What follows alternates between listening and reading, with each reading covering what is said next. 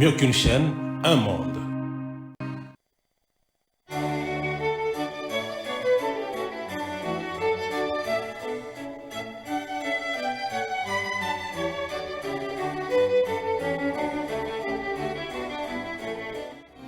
Ce journal vous est offert par Tango Protection. Illico Cash, ma banque mobile.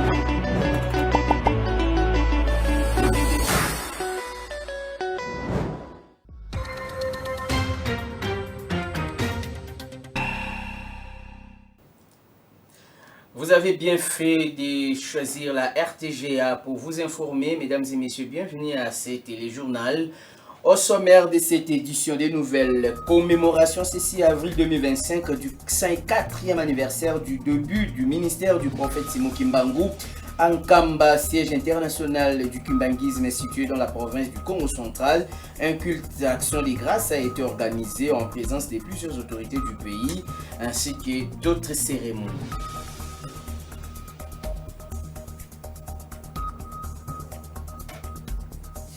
Inondation à Kinshasa à la suite des pluies diluviennes qui se sont abattues dans la nuit du 4 au 5 avril, causant ainsi des pertes humaines et matérielles. Le gouvernement de la République démocratique du Congo promet une réponse urgente afin de donner des réponses adéquates. C'était à l'issue d'une réunion de crise qu'a présidé le vice-premier ministre en charge de l'Intérieur. Judith Souminois aux Émirats Arabes Unis, la première ministre de la RDC va participer au sommet annuel sur les investissements qui s'ouvre le lundi 7 avril à Abu Dhabi. Ce forum va rassembler plusieurs leaders mondiaux autour d'un paysage économique mondial rééquilibré. Voilà tout pour les titres.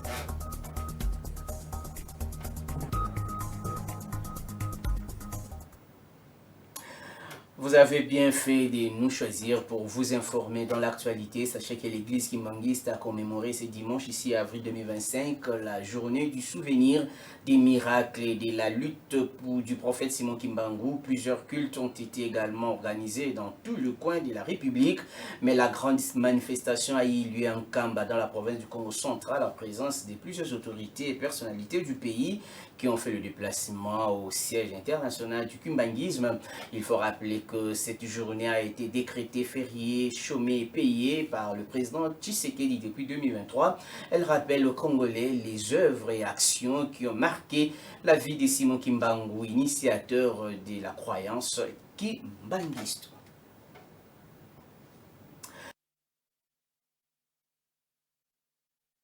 Congo a été sous les eaux dans sa partie est après les pluies diluviennes qui se sont abattues dans la nuit du vendredi au samedi 5 avril. L'eau de la rivière Njili qui a quitté son lit a provoqué des inondations. Difficile donc de circuler sur le boulevard Lumumba.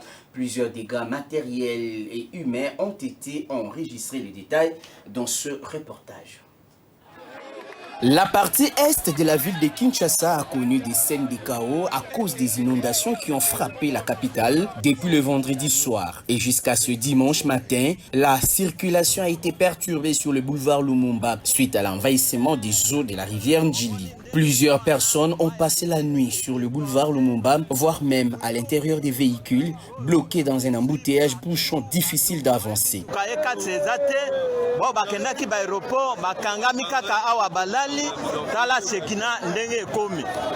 Les niveaux des eaux de la rivière Njili ne cessent d'augmenter, témoigne un habitant du coin. Depuis 20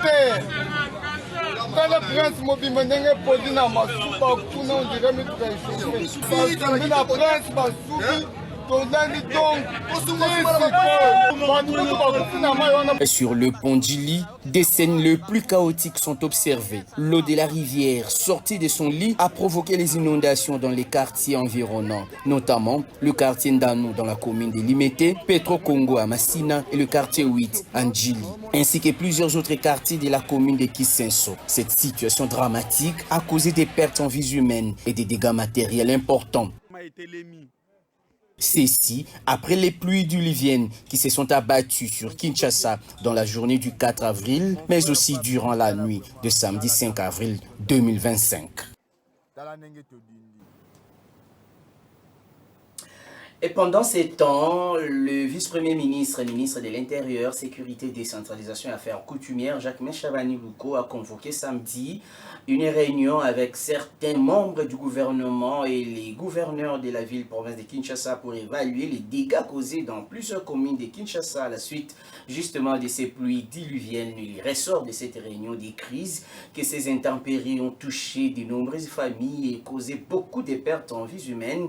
Selon le gouverneur de la ville-province de Kinshasa, Daniel Bumba-Lubaiki, à l'en croire, les équipes de l'Office des voiries et drainage sont déjà mobilisées pour la réhabilitation de la route nationale numéro 1 et promet que des dispositions ont été prises pour rétablir la distribution d'eau et protéger les installations de la SNEL. Suivez le gouverneur de la ville de Kinshasa, Daniel Bumba. Il était question justement d'analyser la situation liée à la menace des érosions, mais également à la menace de l'éboulement qui s'est produit au niveau de la nationale numéro 1. Les équipes étaient à pied d'œuvre, la circulation a été déjà rétablie à une bande, mais également les travaux se poursuivent et d'ici peu, la circulation va s'établir normalement même pour les camions poids lourds. Donc ça c'était le premier point. Nous tenons aussi à rassurer nos populations que les travaux s'effectuent aussi pour essayer de rétablir la situation de l'eau. Parce que les infrastructures aussi liées à l'eau ont été touchées. D'ici 2 à 3 jours, la situation sera rétablie et quelques communes sont touchées autour de 12 à 14. Mais les équipes sont aussi également à pied d'œuvre pour solutionner la question. Dans le même ordre d'idée, il y a aussi des préventions qui ont été mises en place pour épargner les ouvrages liés à la distribution d'électricité via la SNEL. Les équipes sont à pied d'œuvre avec l'OVD pour essayer de maîtriser la situation. Quant à la ville de Kinshasa, sur sa voirie, les travaux de curage sont annoncés pour justement maîtriser les érosions liées à cela. Donc nous précisons à la population de s'apaiser. C'est justement des catastrophes naturelles, mais le gouvernement de la République, mais également toutes les institutions ici présentes et la ville de Kinshasa est à vos côtés pour vous permettre, dans les heures qui viennent, de rentrer dans des conditions de vie acceptables. Et puis le gouvernement congolais a par le biais du vice-premier ministre en charge de l'Intérieur dressé un bilan macabre des atrocités à Goma, chef-lieu de la province du Nord Kivu. Du 28 mars au 5 avril, le pays a enregistré 103 cas de décès, 21 cas de viols avec des maisons, des individus et immeubles de l'État incendiés et pillés. Kinshasa pointe du doigt au Rwanda comme les commanditaires de ces actes odieux avec ses supplétifs du M23 FC. Plus de détails dans ce commentaire signé Nana Bouane. 103 cas d'assassinats ciblés, 21 cas de viols et plus de 90 actes de torture. C'est le bilan macabre qu'a établi le gouvernement congolais sur les atrocités dans l'est de la RDC en période du 28 mars au 5 avril 2025. À cela s'ajoutent des centaines de disparitions ainsi que de nombreux cambriolages et pillages dans des zones affectées. Dans une communication officielle, les ministres de l'Intérieur, Sécurité, de la Décentralisation et des Affaires coutumières pointent du doigt l'armée rwandaise et ses supplétifs du M23 FC. Ils sont donc accusés de commettre des crimes de guerre dans les territoires qu'ils occupent, aggravant une situation humanitaire déjà critique. Selon ces communiqués du gouvernement, l'un des épisodes les plus choquants s'est déroulé dans la nuit du 3 au 4 avril 2025 à l'hôpital Kieshero de Goma, où une centaine de malades et gardes-malades auraient été enlevés puis exécutés sommairement. Ainsi, le gouvernement dénonce également les pillages de tonnes de minerais entreposés par des sociétés minières à Goma et Bukavu, la spoliation des terres, l'occupation illégale et la destruction des immeubles appartenant à l'État et des particuliers même. Et ces crimes seraient planifiés et commandités par les Rwandais qui soutiennent activement les actions du M23 AFC sur les terrains. Kinshasa assure que ces actes ne resteront pas impunis. Une prise en charge conséquente est promise afin que justice soit rendue aux victimes dans le respect du droit national et du droit international humanitaire. Le président de l'Union africaine, João Lourenço, a proposé la désignation de son homologue togolais, Faure Gnassingbé, comme médiateur entre la RDC et le Rwanda dans le cadre des efforts de résolution du conflit qui oppose les deux pays depuis plusieurs années. Lors d'une réunion du bureau de l'Union africaine le samedi, le président angolais a indiqué que ces consultations préliminaires menées avec le chef d'État togolais avaient permis d'aboutir à une réponse positive des principes sous réserve de l'approbation formelle par la conférence d'État et des gouvernements. Cette initiative s'inscrit dans la volonté de l'organisation continentale de renforcer les mécanismes de dialogue entre Kinshasa et Kigali sur fond des tensions persistantes liées aux questions de sécurité dans l'est de la RDC, notamment autour de la présence de la coalition M23-FC et des différents frontaliers. En justice, le ministre d'État en charge de la justice et garde des Sceaux, Constant Mutamba, a donné injonction à l'auditeur général des FARDC d'engager des poursuites judiciaires contre Franck Diongo Chamba et Joseph Stéphane Moukoumadi, tous deux aperçus dans une vidéo aux côtés des rebelles des LFC de Corneille Nangaa. Constant Mutamba reproche à ses deux compatriotes leur complicité et participation active dans les massacres des populations civiles, crimes de guerre et crimes contre l'humanité commis par les mouvements terroristes AFC M23 à l'est de la République démocratique du Congo. Plusieurs membres du mouvement terroriste du M23 AFC ont déjà été condamnés par la justice congolaise pour ces griefs. Certains d'entre eux d'ailleurs, à l'instar de Corneille Nangaa, ont vu leurs biens immobiliers être mis à la disposition de la République démocratique du Congo.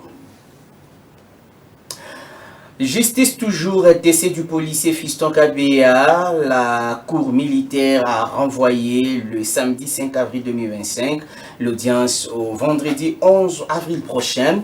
Ces incriminés auteurs de cet acte déplorable sont tous identifiés comme membres de l'unité de protection des institutions et hautes personnalités en détachement à la primature. La police, qui était d'ailleurs la première à communiquer sur ce meurtre, n'a pas indexé la primature comme responsable, mais toutefois a reconnu le décès du brigadier des premières classes Fiston Kabea Senda, jugé en procédure de flagrance. Les 7 membres de l'escorte de la première ministre Judith Suminwa sont poursuivis pour meurtre. La primature présente ainsi ses condoléances à la famille policière et biologique de la victime, laissant place aux enquêtes pour élucider les circonstances de ce décès. Et lors de leurs échanges avec le conseiller spécial du chef de l'État en matière de sécurité dans le cadre des consultations politiques, le réseau des jeunes parlementaires ainsi que les 19 députés nationaux invalidés ont sollicité tour à tour la formation d'un gouvernement d'union nationale intégrant toutes les couches sociales. Et les jeunes ont également souhaité que ces gouvernements soient constitués des jeunes pour faire face efficacement aux problèmes du pays. Suivez-les au micro de Nana Bouana.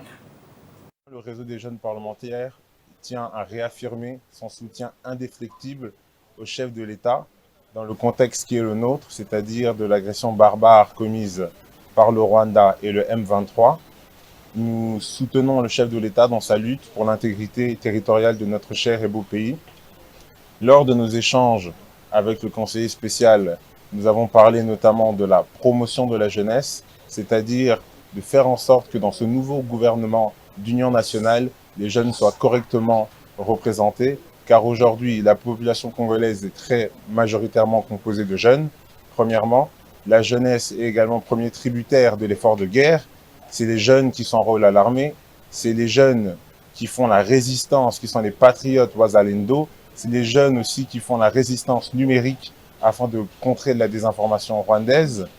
Nous avons aujourd'hui milité pour une ouverture au sein du gouvernement, une ouverture aux jeunes, une ouverture à la compétence également, mais aussi nous voulons faire en sorte que ce gouvernement d'union nationale ne soit pas un gouvernement budgétivore. Nous venons d'être reçus par le conseiller spécial du chef de l'État en matière de sécurité sur invitation, répondant à cette invitation du chef de l'État qui veut voir tout le peuple congolais de tous bords, de toutes tendances confondues, réunis autour de lui pour pouvoir faire face à la situation que traverse notre pays. Nous appelons tous les Congolais de tous bords, lorsque le pays est menacé de l'extérieur, selon la sagesse kassaïenne, je cite, « Quand la terre est malade et que l'enfant est malade, il faut commencer par guérir la terre, de façon que même si jamais il arrivait que l'enfant meure, qu'on ait l'endroit où l'enterrer. » Je l'ai signalé à l'entame de cette édition des nouvelles, la première ministre Judith Suminwa Tuluka séjourne à Abu Dhabi, aux Émirats Arabes Unis. Depuis le samedi, elle va prendre part au sommet annuel sur l'investissement qui s'ouvre ce lundi 7 avril. Ce forum rassemble les leaders mondiaux et les investisseurs autour des enjeux d'un paysage économique mondial rééquilibré. Le discours de la chef du gouvernement congolais interviendra dans un contexte national marqué par une catastrophe naturelle majeure qui vient de frapper la ville province de Kinshasa et ses environs. Il illustre ainsi sa capacité à concilier urgence immédiate et vision stratégique. Il faut dire que la RDC entend jouer un rôle actif dans la reconfiguration des flux d'investissements globaux tout en renforçant sa résilience face aux chocs externes. Et puis les femmes parlementaires de l'Assemblée nationale que dirige le président Vital Kamerhe ont clôturé le mois de mars, mois dédié aux droits de la femme. À l'issue de cette cérémonie, plusieurs femmes parlementaires qui se sont distinguées dans leur travail ont été primées. Le détail dans ce reportage de la cellule de communication de l'Assemblée nationale. Suivez. Pour la première fois dans la vaste histoire du Parlement congolais, une journée parlementaire à l'intention des femmes députées nationales a été organisée à l'Assemblée nationale sous l'impulsion de Persine Djouzi, présidente de la Commission Égalité des chances, Famille et Enfants, avec l'appui du speaker de la Chambre basse du Parlement, le professeur Vital Kamerhe. Par cette action inédite, la femme parlementaire a été mise sur le devant de la scène avec toute la reconnaissance qu'elle mérite dans la société. Au nom de la Commission Égalité des chances, Famille et Enfants, nous rendons ainsi hommage aux femmes parlementaires d'hier, d'aujourd'hui, celles qui ont osé lever le coin du voile et démontrer que la contribution de la femme dans cette construction d'une société que nous voulons équilibrer depuis la cellule de base, à savoir la famille, valait et vaut toujours son pesant d'or. S'adressant doublement à l'assistance, Vital Kamerhe, speaker de la Chambre basse du Parlement, conscient du contexte sécuritaire toujours marqué par la guerre d'agression rwandaise, a rendu hommage à la femme de l'Est, première victime de cette guerre d'agression, et évoque, à travers l'organisation de cette cérémonie, la réalisation de l'un des objectifs de cette législature, qui est valoriser la femme parlementaire pour l'autonomisation de la femme congolaise. L'Assemblée nationale a démontré que la femme a sa place dans la Chambre basse, que ce soit dans les missions de la diplomatie parlementaire. Cette journée intervient dans un contexte douloureux où à chaque seconde, chaque minute qui passe, nous comptons des morts, nous comptons des femmes violées. C'est la femme et l'enfant qui sont les premières victimes de cette guerre d'agression que nous condamnons encore une fois avec fermeté. Autre temps fort de cette journée parlementaire, placée sous le thème « Les femmes parlementaires, historiques, statistiques, défis et rôles à jouer dans le contexte de la guerre », la reconnaissance témoignée par cette femme parlementaire à l'égard de ses pairs. Et dans la page rétrospective des événements qui ont marqué l'actualité de la semaine qui s'est achevée, nous vous proposons ce partenariat qui a été scellé entre les FONAREV et plusieurs systèmes des agences des Nations Unies dans l'objectif de donner une prise en charge intégrée et coordonnée visant à renforcer la protection, faciliter l'accès à la justice et offrir des mesures provisoires urgentes efficaces aux victimes des crimes graves, mais aussi aux déplacés affectés par les conflits dans l'Est de la RDC. Clarisse Kokokapalai pour le reportage. Par des hommes en uniforme qui parlaient à taux rwandais.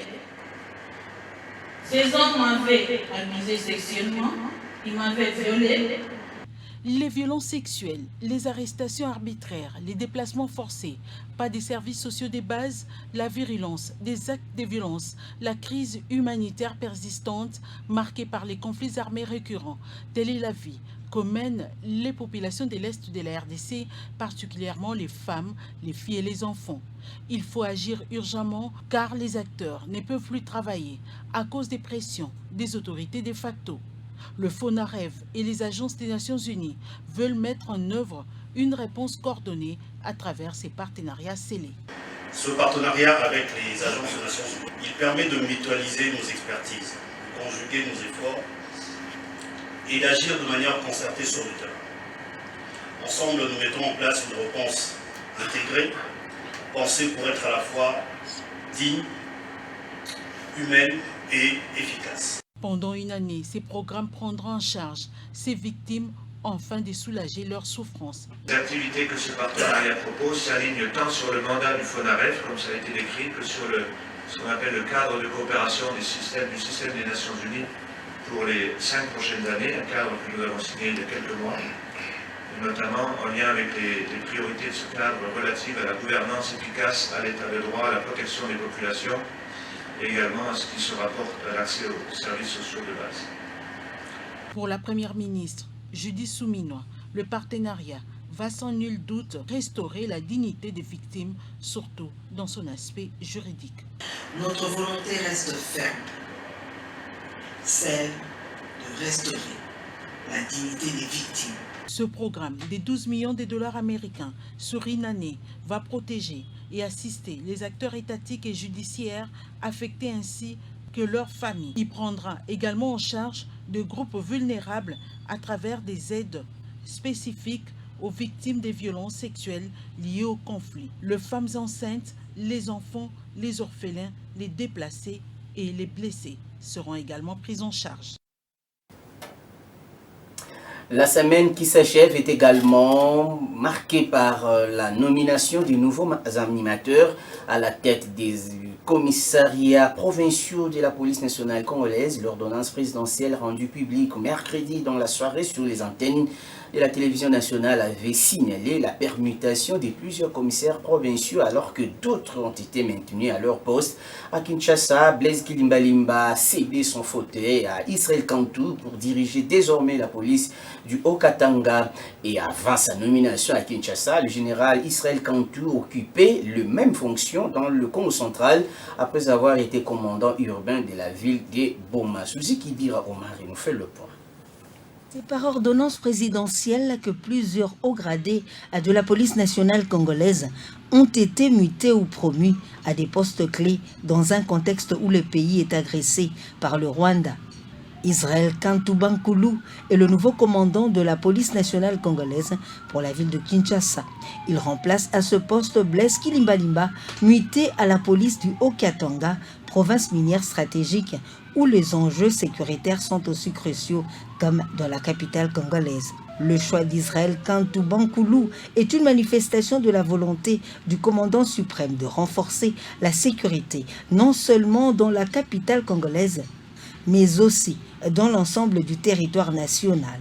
Ces changements à la tête de la police nationale congolaise tombent en cette période où le pays est en voie de la stabilisation de la situation sécuritaire dans sa partie orientale. 1. Commissariat provincial du Bazuélé. 1. Kassongo Kitenge Silvano. Grade: commissaire divisionnaire. Fonction: commissaire provincial. Matricule 11 96 91 11 37 777. 3. Commissariat provincial du Haut-Katanga. 1.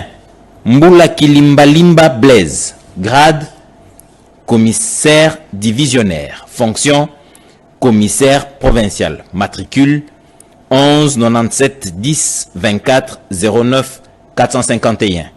Le commissaire Ngoy Sengolakio, désigné à la tête de l'unité de protection des hautes personnalités, Jean-Félix Safari à la tête de la Légion nationale d'intervention, le commissaire divisionnaire Balekoukaï Mwakadi Isaac Bertin, nommé commissaire général adjoint chargé de la police judiciaire, pour ne citer que cela, car la liste étant exhaustive. Et voilà qui met fin à cette session d'information. Je vous rappelle les principaux titres.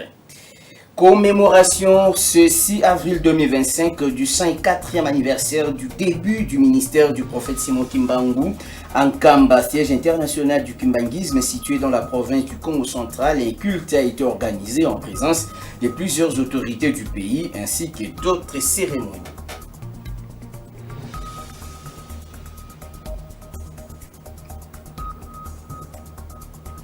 Vous avez suivi dans ce journal l'inondation à Kinshasa à la suite des pluies diluviennes qui se sont abattues dans la nuit du 4 au 5 avril, causant ainsi des pertes humaines et matérielles. Le gouvernement de la République promet une réponse urgente afin de donner des solutions adéquates. C'était à l'issue d'une réunion de crise qu'a présidé le vice-premier ministre en charge de l'Intérieur. Judith Souminois aux Émirats Arabes Unis, la première ministre de la RDC va participer au sommet annuel sur les investissements qui s'ouvre le lundi 7 avril à Abu Dhabi. Ce forum va rassembler plusieurs leaders mondiaux autour d'un paysage économique mondial rééquilibré. Cette édition des nouvelles coordonnées par Elvis Ebama est complètement terminée. Merci à vous de l'avoir suivi. Et bonne suite des programmes sur les antennes de la RTGAO. D'ici là, portez-vous bien. Au revoir.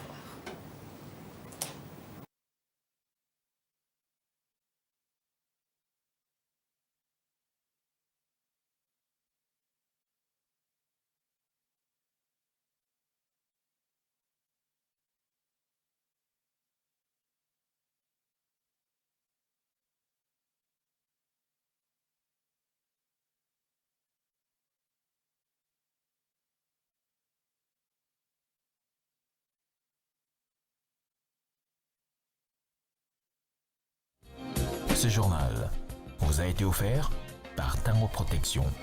Illico Cash, ma banque mobile.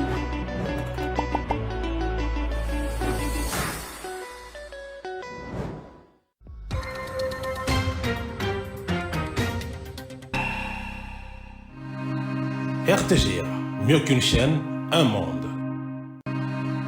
RTGA, mieux qu'une chaîne, un monde.